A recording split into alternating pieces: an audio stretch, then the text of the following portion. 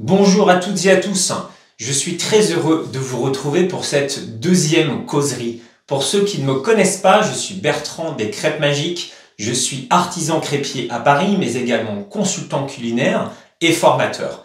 Durant les dernières années, j'ai pu établir deux profils de porteurs de projets que tout oppose. On a d'un côté les investisseurs et de l'autre côté les entrepreneurs.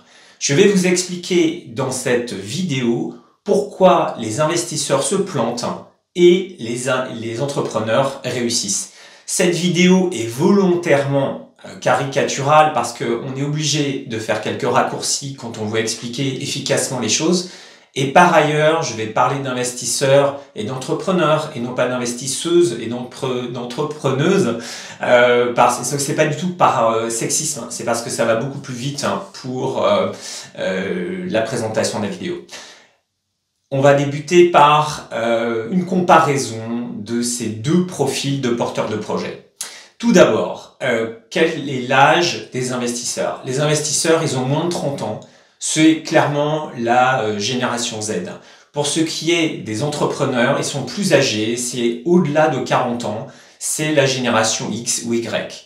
Qui est le porteur du projet? Les investisseurs sont généralement à plusieurs, alors que à plusieurs investisseurs, alors que pour les entrepreneurs, c'est souvent en famille avec son conjoint ou sa conjointe. Côté expérience, les investisseurs ont déjà eu des business précédemment et d'ailleurs ont souvent d'autres business en même temps que la crêperie qu'ils souhaitent ouvrir.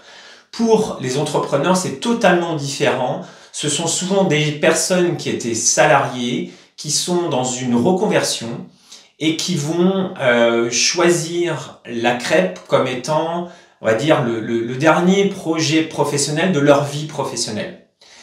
Pour les qualités, on en a évidemment beaucoup pour les uns et pour les autres. J'ai essayé de faire une petite synthèse.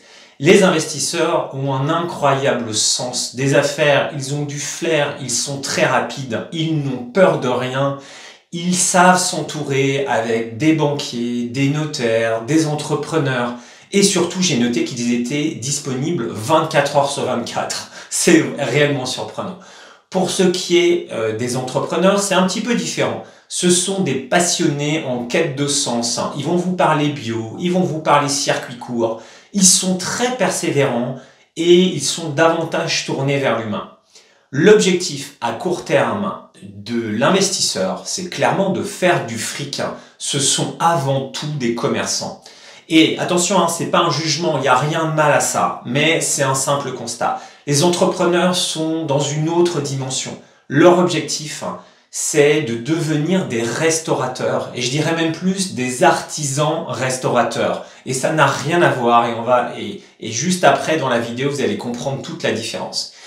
L'objectif à long terme de l'investisseur, on va pas se mentir, c'est de prendre sa retraite à 35-40 ans. C'est d'habiter à Dubaï, de se lever le matin, de regarder les ventes des caisses connectées et de revendre l'affaire rapidement. Voilà, c'est ça un investisseur, c'est un placement financier.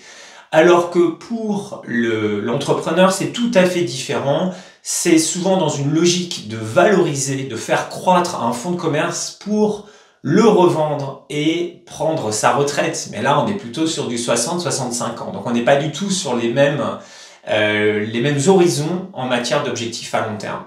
Pourquoi la crêpe? L'investisseur, souvent, il a vu sur M6 Capital qu'il y avait une activité avec des ratios de folie. On pouvait fabriquer une crêpe pour 35 centimes pièce et la revendre 5 €. Et ça le fait rêver. Il a des étoiles dans les yeux. Ses coefficients sont importants. Il choisit la crêpe pour cette raison. Sinon, il aurait pu très bien ouvrir une laverie ou un speedy. Il n'a pas de problème avec ça. C'est juste qu'il y a du fric à faire et il se présente avec toute son énergie pour y parvenir. D'un autre côté, l'entrepreneur, il est dans une logique de projet de vie. C'est souvent donc sa dernière expérience, comme je vous le disais, dernière expérience pro. Il va chercher avant tout à se faire plaisir et à rentrer dans ses frais. Mais c'est principalement la valorisation du fonds de commerce qui va l'animer. C'est pas tellement les revenus à très court terme. Et donc, on n'est pas, c'est assez différent d'investisseurs. Pour ce qui est de la crêpe qui est recherchée, l'investisseur, lui, il a souvent vu ça sur Instagram. Il a vu une crêpe en cornet. Il s'est dit, ah, mais c'est ça qu'il faut que je fasse. C'est nouveau, ça revisite, ça bouscule les codes, c'est moderne, ça m'intéresse. Et puis, il va aussi être très attiré par le snacking, par la vente à emporter. Et souvent, les exemples qui reviennent, c'est le petit grec rue Mouffetard à Paris qui fait des crêpes, des énormes crêpes, hein, avec 20 mètres de queue devant le restaurant. Ça, c'est son truc. Il y a rarement un concept original, c'est souvent de la copie. L'entrepreneur, lui, il va plutôt faire des crêpes et des galettes de son enfance. Il va souvent beaucoup travailler le sarrasin. Il va chercher une âme, une ambiance. Il va chercher à avoir un commerce, une crêperie avec une personnalité. Et c'est souvent beaucoup plus une crêperie, un restaurant avec 40 à 50 places assises. Donc on n'est pas non plus sur la même chose. Qui va tourner la crêpe? Ça, c'est très important. L'investisseur, il a un seul mot à la bouche, c'est on va mettre quelqu'un. On va trouver quelqu'un, on va trouver des gens, on va monter une équipe. Pour ce qui est de l'entrepreneur, c'est tout à fait différent. Celui qui tourne, c'est lui, c'est le patron. Maintenant, je vais vous parler du bilan au bout d'un an de ce type de montage de projet et je vais le faire juste après cette petite fantaisie. J'aurais dû m'abonner à Crêpes Magiques avant de partir. Ne sois pas superstitieuse. Il ne peut rien nous arriver. Nous sommes sur le plus grand paquebot du monde. Clic, clic, crêpes magiques. Quel bilan peut-on tirer après une année d'exploitation? Je constate d'une manière quasi systématique que les entrepreneurs sont toujours aux commandes dans la ligne droite de ce qu'ils avaient prévu initialement, alors que les investisseurs se sont plantés. Je vais relativiser cette notion de plantage. En tout cas, pour moi, lorsqu'on ne fait pas ce que l'on avait prévu, c'est qu'on s'est planté. Ça prend trois formes. Souvent, l'investisseur a mis un gérant parce qu'il s'en sort pas du quotidien, des contraintes d'exploitation, donc il fait faire par quelqu'un, c'est la mise en gérance. Ou bien il a revendu son affaire, ou bien, en dernier lieu, il fait autre chose. Donc, il rajoute des burgers, des frites, des panini, des pizzas surgelées. Bref, un concept qui n'a rien à voir et ce n'est plus une crêperie, c'est une sorte de petit snacking un peu fourre-tout avec des crêpes. Et on le note aussi, il a généralement sorti le sarrasin. Hein, donc, il y a plus de ça. Ce sont des crêpes et il fait des crêpes salées avec des crêpes de froment. Maintenant, comment peut-on expliquer que l'investisseur a dû changer ses plans et clairement s'est planté par rapport à ce qu'il voulait faire initialement? Il y a trois raisons principales. La première, c'est qu'il y a une difficulté à recruter. En effet, quand on fait des crêpes, c'est pas comme faire des hot dogs ou des pokéballs. On n'a pas juste une pince en inox, on prend une saucisse, on la met on fait un trou dans du pain, on met la saucisse, de la moutarde et c'est fait. Les Pokéballs, c'est le niveau zéro de la restauration. C'est de l'assemblage, mais ce qu'il y a de plus basique comme assemblage. J'ai mes saladettes avec dedans du saumon, des avocats, du maïs, 20 recettes, 3 combinaisons sur mesure, et puis voilà. Donc, lorsqu'on arrive dans le monde de la crêpe, on commence à avoir des problèmes. On a des problèmes tout simplement parce qu'on travaille avec une matière vivante.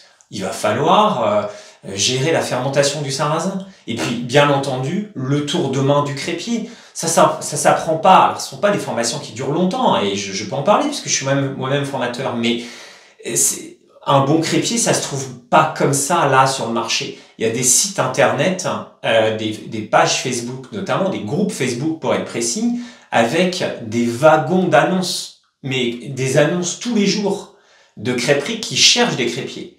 Donc, l'investisseur a beaucoup de mal à fidéliser ses collaborateurs, à avoir des crêpiers qui restent longtemps, d'autant plus que le salaire qu'il leur propose est généralement très bas. Donc, un turnover important, donc une impossibilité dans le temps de garantir une qualité de cuisson, une qualité de dressage. Et souvent, ce type de crêperie, là, un peu contemporaine, c'est un institut de formation. Ils passent leur temps à former des gens puisque les gens ne restent jamais. Donc, c'est quelque chose qui est compliqué, d'autant plus que l'investisseur n'est quasiment jamais sur place, hein. Il vient relever les compteurs, il vient voir si tout se passe bien. Et à chaque fois, on lui dit « Ah ben non, on a un problème, voilà, un tel est parti, un tel n'arrive pas, qu'est-ce qu'on fait? Surcharge de travail, burn-out, et puis les gens sont... » À l'inverse, l'entrepreneur, c'est lui qui va tourner les crêpes, ok? Et c'est lui qui va former ses équipes au quotidien. Il va être avec ses crépiers. Et clairement, il y a beaucoup moins de turnover parce qu'on est dans une ambiance qui est assez différente. L'investisseur, il fait faire, alors que l'entrepreneur, il fait avec. Et c'est tout à fait différent. Deuxième raison qui explique l'échec des investisseurs lorsqu'ils ouvrent un nouveau business de crêpes, c'est la livraison qui ne décolle pas. Tout simplement parce il le sait pas, l'investisseur. Il ne sait pas que la crêpe a plein d'avantages, hein. J'en ai déjà parlé, c'est multiculturel, c'est pour toutes les tranches d'âge, c'est universel, ça plaît à tout le monde, on peut faire sans gluten, sans lactose, halal, on peut tout faire avec la crêpe.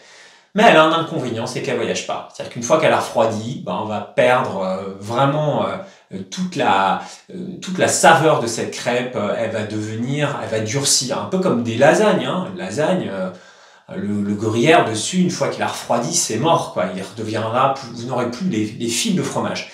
La crêpe, c'est la même chose. Donc, les ventes ne décollent pas. Et l'investisseur avait prévu une grosse part de son chiffre avec les plateformes, avec Uber Eats, avec Deliveroo, et ce chiffre d'affaires n'arrive pas. Donc, souvent, c'est ça que je dis à mes porteurs de projets, je leur dis attention les amis, posez-vous la question, regardez le top 100 des livraisons de Deliveroo de 2022 et 2023. C'est le bilan d'une année de vente de livraison par cette plateforme avec tous les produits qui sont vendus et qui sont demandés.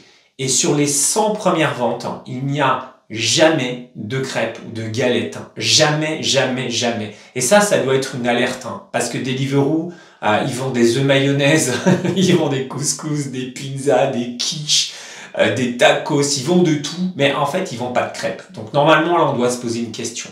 Et en tout cas, on ne bâtit pas un business plan avec 40% de son chiffre qui est fait avec de la livraison, ça ne marche pas. La dernière raison qui fait que l'investisseur se plante, c'est que ses ambitions sont déçues. Et quand je parle des ambitions, souvent, là, je vais parler un peu de psychologie. L'investisseur a quand même un ego qui est développé, ok? Il a des grosses ambitions, il a une certaine fierté. Et on le voit parce que l'objectif de l'investisseur, souvent, c'est d'avoir le nom de son business sur la pochette en carton. Mais il est heureux quand il reçoit ces cartons avec le nom dessus, crêpe ceci, crêpe cela. C'est son truc, ça lui fait plaisir, ça le flatte. Et lorsque il n'arrive pas à sortir ses cartons, à les vendre, il le prend perso. On voit ça aussi. Il était parti pour revisiter la crêpe, d'accord, pour trouver des bonnes idées. Mais il les a pas nécessairement, ces bonnes idées. Et moi, je leur dis souvent, avant de revisiter, démarre déjà par visiter cette crêpe. Et c'est de comprendre ces 800 ans d'histoire, pourquoi on en est là, et comment tu peux trouver un concept intéressant, et pas un truc qui a déjà été fait, qui s'est déjà planté. Et souvent, il n'est pas là-dedans, il n'est pas dans cette passion, il n'est pas dans cette quête de l'histoire, et part avec ses idées, et souvent, il revisite rien du tout. Il va cloner quelque chose qui existe en espérant que ça marche aussi bien qu'ailleurs. Et c'est décevant. Le plan de l'investisseur, c'est clairement d'ouvrir une nouvelle crêperie, un clone tous les 3 mois, et puis dans 2 ans ou dans 3 ans, de faire une franchise européenne. C'est son truc, et il est tout à fait décomplexé. Sauf que ça n'arrive pas, ça ne marche pas, en tout cas ça n'arrive pas assez vite. Il est déçu. Et du coup, il pivote et fait autre chose. Ça, c'est sa grande qualité. Il est très rapide. Alors, je voulais donc vous apporter cet éclairage sur ces 2 types d'investisseurs. Une fois de plus, je me répète, c'est caricatural. Ok, j'ai forcé le trait, mais globalement, on va retrouver ces 2 grandes familles de porteurs de projets. Je pense qu'il est important d'avoir regardé cette vidéo avant de vous lancer dans la crêpe pour bien comprendre ce que vous voulez faire. C'est un peu comme un sportif. Je veux dire, s'il fait du marathon, il va pas s'équiper pareil et s'entraîner pareil que s'il veut faire du sprint. Ok? Donc, choisissez si vous êtes plutôt profil entrepreneur ou plutôt profil investisseur. Les deux sont les bons, de manière à anticiper les difficultés que vous allez rencontrer et de fait monter un projet qui va être beaucoup plus pérenne et surtout qui va vous permettre de vous faire réellement plaisir. Voilà ce que j'avais à vous dire sur le sujet. Je vous donne rendez-vous très bientôt pour une nouvelle causerie sur le thème fantastique des crêpes et des galettes. Salut!